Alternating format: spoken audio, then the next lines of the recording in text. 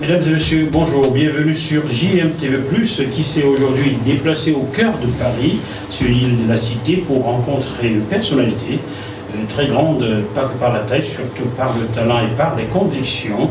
Il a tout récemment fait un tour dans un pays d'Afrique centrale, là où les choses ne sont pas très bien passées. D'ailleurs, il ne s'y passe pas souvent grand-chose de bien.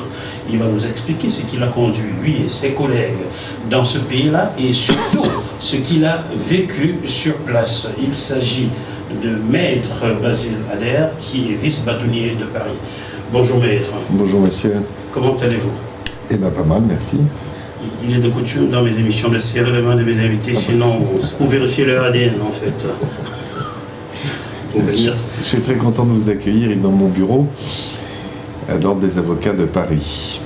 Merci beaucoup d'avoir accepté de nous recevoir dans votre bureau. Il était important pour nous d'aller vous donner la parole pour comprendre certaines choses qui ne se sont pas bien passées récemment, comme je disais dans l'émission. Vous étiez au Cameroun. La semaine dernière, exactement. La semaine dernière. Qu'est-ce qui vous a amené au Cameroun à l'origine? C'est la rentrée solennelle du barreau camerounais, à laquelle j'avais été invité par le bâtonnier, qui fait que j'y suis allé participer aux festivités, aux colloques organisés les jeudis et vendredis de la semaine dernière. Et j'ai souhaité, comme je le fais souvent d'ailleurs, profiter de ma venue au Cameroun pour rendre visite aux avocats de mon barreau, et en particulier ceux qui ont des difficultés. On arrive à rassurer. Est-ce que les choses, cette rentrée du barreau camerounais s'est bien déroulée? Très bien, très bien.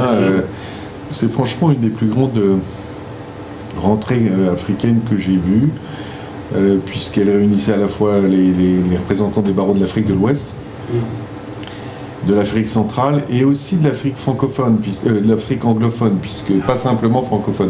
En règle générale, on ne rencontre pas beaucoup d'anglophones, mais le fait que le Cameroun soit bilingue fait qu'il y avait les pays d'Afrique centrale anglophones qui étaient représentés. Et d'ailleurs, la rentrée s'est faite soit en français, soit en anglais, alternativement. Donc c'est un facteur finalement pour fédérer tous les avocats de la place qui étaient là. Il y avait quasiment toute l'Afrique noire représentée. Désormais, le common law n'aura plus de ce... J'ai compris qu'il y avait des difficultés entre les systèmes de droit écrit romano-germanique et de common law, mais que ça se faisait plutôt en bonne intelligence, même si évidemment il y a des frictions, surtout que les systèmes juridiques sont quand même assez différents. Alors il se dit que vous avez été assimilé à la Légion étrangère dans le coin. Ah bon? C'est ce que j'ai entendu dire. Je vais vérifier l'information à la source. Ouais, il y avait un mot malheureux, oui. À mon avis, qui n'était pas plus malicieux que ça. Je pense que c'était plutôt... de la bouffonnerie? Une quoi? De la bouffonnerie ou une bêtise? Non, un mot qui était déconnecté. J'ai pas vu malice, franchement. Il y a beaucoup de glissements dans ce pays-là désormais. Hein. Il n'y a pas que de déconnexion, il y a des glissements aussi de temps en temps. Je sais pas, moi je suis pas capable de juger. En tout cas, je me suis pas plus formalisé que ça. Même si ça ne m'a pas échappé, évidemment. Bien entendu. Alors, Maître, votre côté humaniste vous a rattrapé une fois sur le terrain. Vous avez voulu rendre visite à des confrères à vous, que vous connaissez ou peut-être pas, qui sont dans des difficultés en ce moment. Qu'est-ce qu'il s'est passé? Effectivement, sachant que j'allais être au Cameroun pendant quelques jours, j'ai sollicité, moi et mon collègue Stéphane de Navacelle, qui est membre du barreau de Paris, membre du Conseil de l'Ordre et en charge de la Commission internationale, et qui a fait le déplacement avec moi, que nous puissions visiter nos deux confrères, alors Michel Ndopki, que je connais, et Maurice Kamto, qui est avocat au Cameroun, professeur de droit, mais aussi avocat au barreau de Paris, toujours inscrit au barreau de Paris. Donc c'est un des membres de mon barreau. Donc au-delà de toute considération politique, que je n'ignorais pas, mais qui n'était pas la raison pour laquelle j'ai sollicité auprès du juge d'instruction pour ces deux confrères des permis de communiquer, comme on fait habituellement. Ces permis nous ont été accordés par le juge d'instruction. Vous savez, c'est un papier qui est tamponné signé par le juge d'instruction avec le nom du prisonnier et qui est notifié en double au greffe de la maison d'arrêt, au greffe de la prison, pour qu'il soit informé du nom des défenseurs. Et dans tous les systèmes, c'est un sésame. Et normalement, nous disent les règles, à n'importe quelle heure du jour et de la nuit, n'importe quel jour de l'année, normalement, les prisons sont toujours ouvertes aux avocats. S'il n'y a pas des heures de visite comme pour les familles, les parloirs, etc., la règle, c'est qu'un avocat peut toujours voir à tout moment son client. Et c'est des règles qui sont d'ailleurs, en règle générale, bien respectées dans les pays du monde. Et bien donc, et pourtant nous sommes allés à une heure ouvrable, puisque c'était au début de l'après-midi le vendredi dernier, nous sommes présentés avec Stéphane de Navacelle à la maison d'arrêt avec ses permis.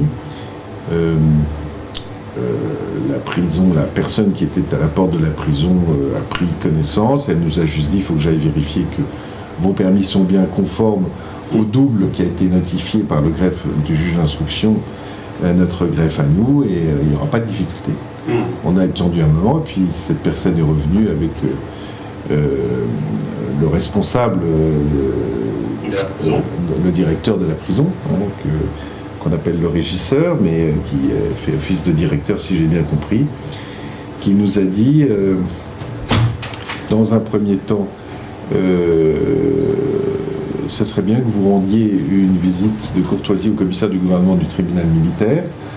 Alors on s'est un peu étonné, mais pourquoi il dit, eu égard à la qualité des avocats qui sont là, le fait qu'il y ait le vice-bâtonnier de Paris, ce serait plus courtois d'aller lui rendre visite avant qu'on vous ouvre la porte pour visiter M. Camteau et Mme Endoki. Et j'étais un peu étonné, et puis on s'est dit, bon, bah, on va faire cette visite de courtoisie, c'est pas très loin, on va quand même perdre une grosse demi-heure, faire l'aller-retour jusqu'au tribunal militaire. Mais comme ça, on nous ouvrira d'autant plus facilement la porte. Et tout de suite, voilà. Tout se passera bien. Et tout se passera au mieux, puisqu'on est attendu. Et quand on est arrivé, finalement, ça nous a pris une bonne demi-heure avec la circulation qui est à Yaoundé pour entrer dans le tribunal militaire. On nous a dit le commissaire du gouvernement est parti. Et ah bon, et on nous attendait, ah ben non, il a dû partir. Et là, je me suis rendu compte qu'il y avait un subterfuge.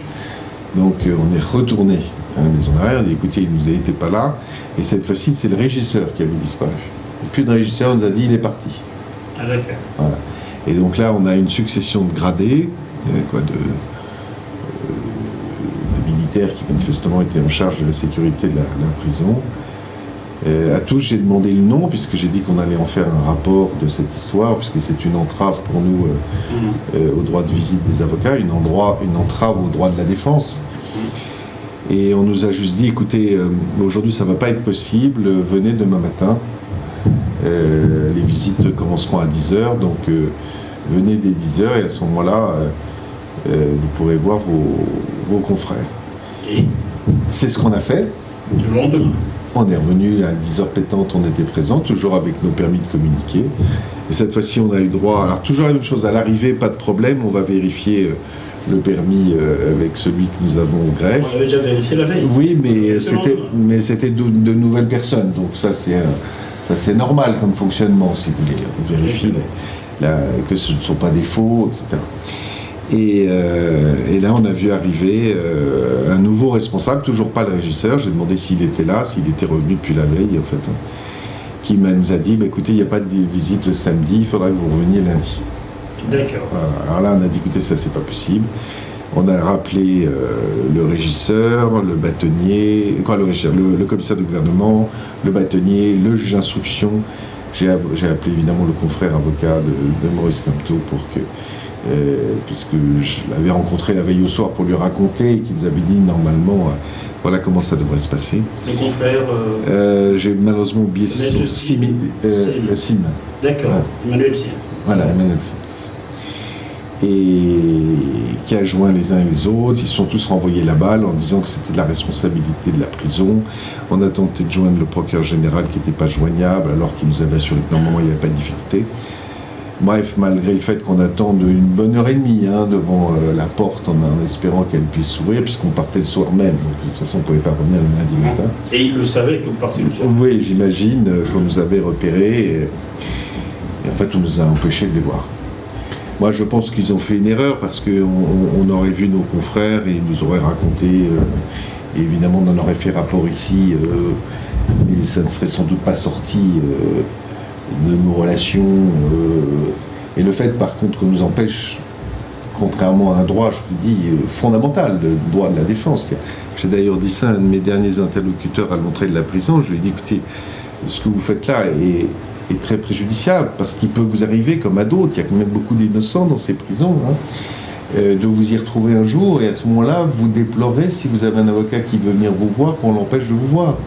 Et c'est par la jurisprudence que vous créez là aujourd'hui, qu'on justifiera peut-être un jour de vous empêcher de voir votre avocat. Bref, une volonté manifeste de nous empêcher de voir nos confrères, contrairement à tous les principes. Et c'est ce dont nous nous sommes plaints publiquement ensuite, puisque j'ai eu l'occasion de raconter ce grave incident sur les ondes de Radio France Internationale. Tout à fait. Avez-vous l'impression, maître, que des ordres ont été intimés, qu'on vous empêche de rencontrer particulièrement M. Canto? Je ne sais pas. Je ne sais pas. J'ai eu le sentiment que, évidemment, notre présence n'était pas bienvenue. Mon sentiment qui est plus intuitif qu'autre chose, c'est que il y a une espèce d'absence de... Il y a une espèce de confusion sur qui donne les ordres, ce qu'il faut faire, ce qu'il ne faut pas faire. Et si vous voulez, j'ai le sentiment qu'à défaut de pouvoir autoriser, les responsables de la prison se sont dit on ne peut pas prendre ce risque qui pourrait nous être reproché. Donc c'est peut-être plus de leur propre initiative, voulant bien faire dans cette espèce de confusion sur le pouvoir, sur les tenants du pouvoir aujourd'hui au Cameroun, que cette décision a été prise. Elle n'était pas assumée, puisqu'on nous a fait croire à chaque fois qu'il fallait faire des visites, que c'était pas le bon moment, qu'on n'a toujours jamais le bon interlocuteur. Tous ceux à qui j'ai demandé s'ils pouvaient me donner leur nom pour mon rapport, aucun n'a voulu me le donner. Une forme de... c'est ça, une confusion générale sur qui fait quoi, qui doit ordonner quoi. Vous savez, c'est des périodes charnières, souvent, d'ailleurs, souvent les plus violentes, entre la fin d'un pouvoir et le début d'un autre, au moment où personne ne sait vraiment tout à fait se situer. Voilà, c'est le sentiment que j'ai eu. Je ne peux pas dire d'en haut, on a donné un ordre parce que je pense que s'ils y avaient bien réfléchi, il valait mieux nous laisser rentrer et rencontrer notre confrère, puisqu'on y avait été autorisé par les juges d'instruction. À partir du moment où on avait été... Le plus simple aurait été de nous refuser ces permis de communiquer au départ, quand on les avait demandé un mois plus tôt. Donc c'est plus une forme de réaction de dernier moment. Voilà. Si vous voulez savoir, maître Adair, cela m'est arrivé au Cameroun. Le même Cameroun en 2006, où nous avions demandé une autorisation de tourner un documentaire sur le terrain qui nous avait été accordée. Et nous y arrivons, mon collègue et moi, nos passeports sont retirés 48 heures. Nous sommes surveillés par des maréchals de logis chefs. Donc ce qui vous est arrivé, je l'ai vécu. D'accord. 12 ans. Voilà. Non, mais c'est très dommage, parce que visiter un confrère, s'assurer qu'il ne va pas trop mal, lui demander ce qu'on peut faire pour lui, etc. Ce qu'on fait pour tous les avocats du barreau de Paris, pour d'autres avocats d'ailleurs, parce que la mobilisation pour les avocats en danger, on l'a fait. Et je vous dis, fondamentalement, sans considération politique, autre que celle où on ne touche pas à des avocats parce qu'ils sont avocats. Voilà, mais je me suis bien gardé de vouloir faire de la politique dans la circonstance, c'est pas mon rôle. Peut-être ils ne savaient pas qui vous êtes, nous allons maintenant leur permettre. Qui êtes-vous, maître Adair? Moi, je suis avocat au barreau de Paris, je suis vice-bâtonnier du barreau élu pour les années 2018-2019, donc je finis mon mandat à la fin 2019.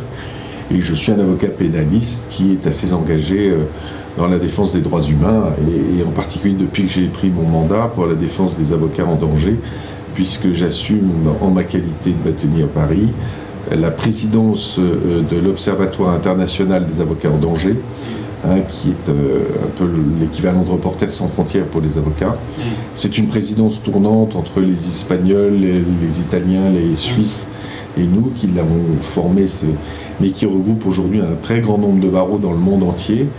et nous mutualisons nos moyens pour aller porter secours aux avocats qui sont en danger en Afrique du Sud, en Amérique du Sud, en Afrique, mais pas que, hein, en Europe aussi. J'ai fait une mission en Biélorussie, et évidemment en Turquie, en Égypte, en Chine. Il se dit aussi que vous êtes d'une famille d'avocats. Hein? Oui, mon père était avocat aussi, et même bâtonnier. Il le savait peut-être pas au Cameroun. Ah, j'en sais rien. Peut-être qu'il le savait un peu trop. Si ça avait changé, ça aurait changé au nom les choses, mais effectivement, nous avons la fibre juridique dans la famille.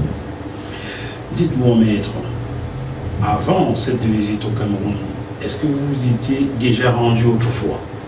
Au Cameroun? Avant cette fois-ci, avant 2019. C'est la première fois que je suis au Cameroun. Est-ce que vous connaissez personnellement Maurice Kamto? Non. Vous l'avez déjà rencontré? Non. Jamais. Non. On ne peut donc pas vous reprocher d'être la main cachée de Maurice Kamto quelque part? Non, je vous dis, c'est parce que c'est un membre de mon barreau. C'est tout. Ouais. Il m'a écrit d'ailleurs une très belle lettre depuis pour regretter cet événement. Il aurait été enchanté de me rencontrer, m'a-t-il dit. Si vous voulez, on se mobilise pour tous les avocats en danger. Alors, si en plus c'est des avocats de notre barreau, si on ne mobilise pas les moyens, et si je ne profite pas de ce que je suis invité à cette très belle rentrée que fut la rentrée solennelle du barreau camerounais, pour aller lui rendre visite à un moment où je suis libre, je ne fais pas mon métier. Quand je ne remplis pas ma mission. Mais que ce soit Maurice Kamto ou tout autre. Hein. Ou Maître Ndoki aussi. Ndoki, bien sûr. Je sais que c'est une amie qui a de grandes qualités de beaucoup de mes amis franco-camerounais. Et donc là, j'aurais vraiment rendu visite avec beaucoup de sympathie. Hein. Voilà. Dans cette lettre que vous avez écrite, Maurice Kamto, il évoque une de vos consoeurs d'origine camerounaise, Maître Félicité Zefman, qui était là avec nous. Qui était avec vous. En enquêtant, je me suis rendu compte qu'après vous, on lui a permis à Maître Zefman d'entrer. Est-ce que c'est votre couleur blanche qui a posé problème? Je n'ose le croire. Il y a aussi le racisme de l'autre côté? Je n'ose le croire. Je ne peux pas l'imaginer. Vers quoi s'achemine-t-on à ces rythmes, maître? Il faut faire attention parce que si vous voulez, tout ça c'est précieux et il faut comprendre que la violence et le refus des droits n'engendrent que la violence et le refus des droits. Donc autant il peut y avoir des cercles vertueux à respecter, il peut y avoir des raisons pour mettre les gens en prison, je n'en disconviens pas, je ne vous dis pas que ce soit le cas en la circonstance, hein, mais on n'empêche pas jamais un prisonnier, quoi qu'il ait fait, de voir son avocat lorsque celui-ci a été dûment désigné par les autorités judiciaires. Ça n'existe pas. Dans tous les pays du monde, y compris dans les pires dictatures, un avocat peut toujours voir son client. Est-ce dire que désormais, Maurice Kamto est votre client? Il est, non. Oui, il m'a constitué, puisque sinon j'aurais pas eu de permis, mais je ne vais pas empiéter sur la défense qui sera nécessairement une défense camerounaise, avec des avocats camerounais. J'aurai un grand honneur à le défendre. Mais là, en la circonstance, c'est le bâtonnier qui venait le voir. D'accord. Maître, y a-t-il une question que vous auriez aimé que je vous pose? Je n'ai pas tilté dessus, car je ne sais pas grand-chose, hein, j'apprends tous les jours. Non, je crois que vous avez été très complet dans vos questions. Moi, j'ai bon espoir pour le Cameroun. Franchement, je trouve que c'est un pays qui a une énergie, des ressources. Le fait d'être à la fois anglais et français doit être un énorme atout, d'avoir les deux langues, parce que j'ai rencontré des Camerounais qui parlaient les deux langues. Vous vous rendez compte l'atout considérable que ça doit avoir. Donc ce pays devrait être leader. Il faut absolument qu'il se démocratise et que toutes ses forces vivent. La qualité des juristes camerounais que je connais est excellente. Ceux qui étaient à la rentrée, il y avait des vrais avocats qui témoignent de courage. Donc si vous voulez, quand on a un pays qui a tant d'atouts, on devrait être leader et pas se complaire dans cet état. Donc j'ai de bon espoir que vous y arriviez assez vite.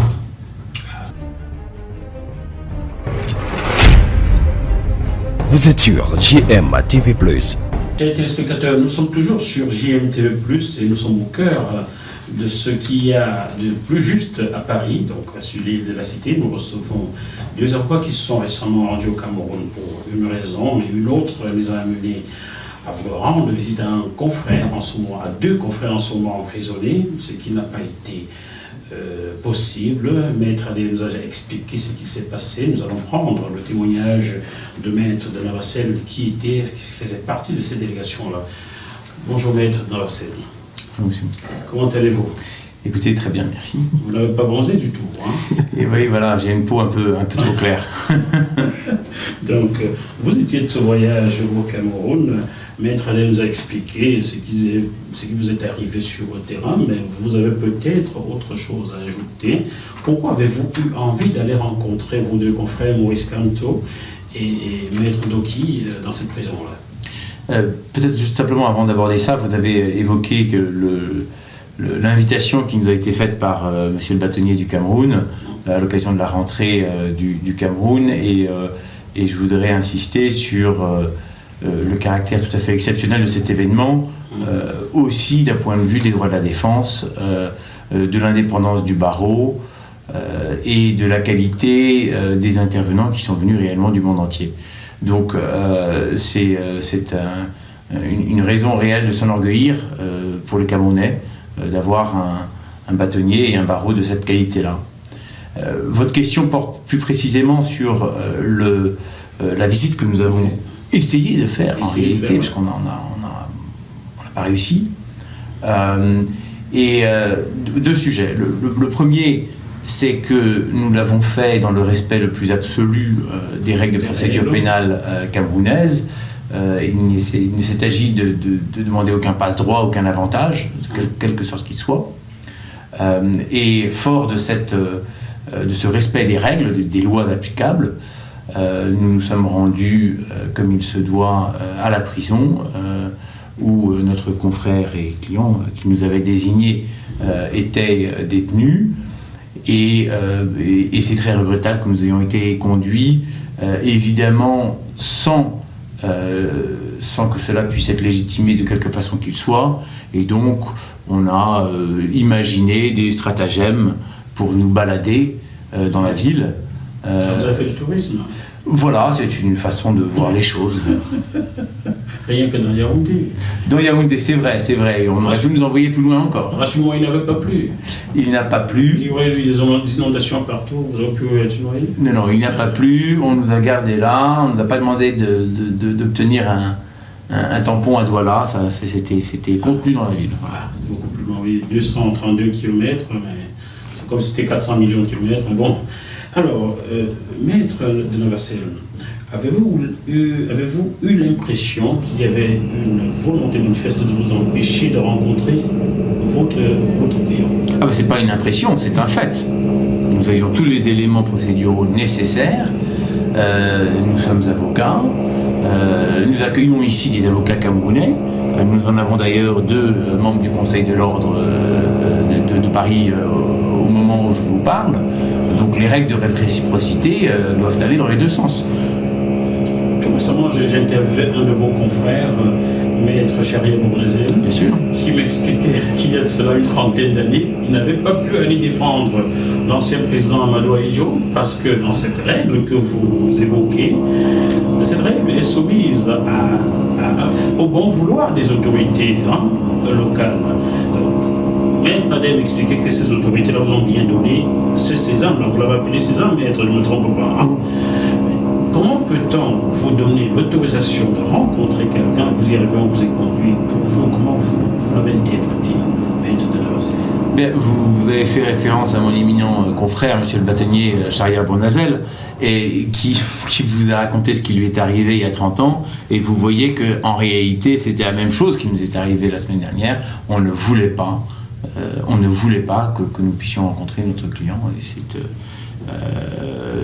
une contradiction évidente avec les documents qui répondent aux impératifs et la réalité du terrain. Comme quoi le monde avance, mais le Cameroun visiblement pas. Si 35 ans après, Charrier Bournazel, c'est vous, avec tout ce qu'il faut, et on vous empêche de voir vos clients, cela signifie que ce pays-là a un vrai problème de démocratie? Je ne peux pas apprécier l'intégralité du pays et des Camerounais sur ce seul problème grave, néanmoins. et j'ai dit combien j'étais admiratif de cette rentrée et de l'indépendance du barreau. Je maintiens ça absolument. Simplement, il y a eu un dysfonctionnement très grave qui ne peut être interprété que comme étant quelque chose d'intentionnel. Ça va sans dire. Y a-t-il une question que vous auriez aimé que je vous pose? Je n'ai pas tilté dessus, étant donné que je ne sais pas grand-chose, j'apprends tous les jours. Une question à laquelle j'aurais souhaité répondre. Oui, bien, vous souhaitez répondre, oui. On m'a interrogé, lorsque j'étais au Cameroun, l'un de vos confrères C'est peut-être David Eboutou ou alors David Eboutou, évidemment, nous avons rencontré très longuement. Et le quotidien Mutation, je ne sais pas si vous le connaissez, m'a demandé une interview et m'avait demandé les conseils que j'aurais à donner aux avocats camerounais, ainsi de suite. Et cette question, elle est formidable parce qu'elle est une occasion pour nous, avocats, de finalement faire une espèce d'examen de conscience et de dire, et c'est la citation qu'ils avaient retenue, le conseil, c'est de ne pas faire les mêmes erreurs que nous. Et donc, à cette question, quels sont les conseils? Eh bien, je voudrais presque répondre une litanie de nos faux pas et du besoin impérieux pour l'avocat d'embrasser les nouvelles technologies, d'aller de l'avant, de les exploiter pleinement. Et vous faites référence à l'un de vos collègues dans le monde du journalisme, mais les journalistes et les avocats sont très souvent des alliés objectifs dans la promotion de l'état de droit. Tout à fait. Et là, on a un exemple formidable de l'utilisation à plein des nouvelles technologies pour plus de droit, plus de justice, plus de transparence et une société plus ouverte. Donc on peut prendre exemple sur cela peut-être. Merci d'être dans cette dernière chose. Est-ce que vous voulez donner un conseil à JMTV+, cette fois-ci? De continuer de diffuser la bonne parole, d'être présent sur tous les événements. Et je vais me garder de donner un conseil à des journalistes, vous avez l'air tout à fait aguerri comme vous en disiez. Par contre, ce qui, à mon avis, fait la richesse éditoriale d'un média, c'est pas simplement le scoop, derrière lesquels tous les journalistes tournent, mais la qualité de l'information. Et donc si vous allez la chercher, je ne parle pas d'aujourd'hui, encore que si, nous sommes les deux principaux témoins de cet événement qui méritait d'être relaté. Et comme je vous le disais tout à l'heure, on aurait bien mieux fait de nous ouvrir les portes, on en aurait beaucoup moins parlé, qu'alors que nous refuser, c'était forcément créer l'événement qui allait intéresser les médias. Donc je vous recommande d'aller chercher le vrai contenu de l'information, de le vérifier vous-même. Et à partir du moment où vous aurez cette crédibilité, ce label de vérification, vous serez une voix importante. Les leaders d'opinion aujourd'hui, c'est ceux qui apportent une information comment dit-on, juste, crédible. Oui, mais voilà, juste, crédible, mais vérifiée, qui passe par le prisme de l'œil critique du journaliste. C'est-à-dire honnête d'une certaine façon, oui. Parce que elle reflète quelque chose de profond, qui tient. Les gens on a marre d'être manipulés ils veulent du contenu, ils veulent pas de la com. Et les magistrats nous demandent la même chose d'ailleurs. Voilà. Je suis content. Mais je suis sûr que vous allez réussir. Merci beaucoup. Merci à JMTV+. Continuez de donner la parole à ceux à qui on la refuse.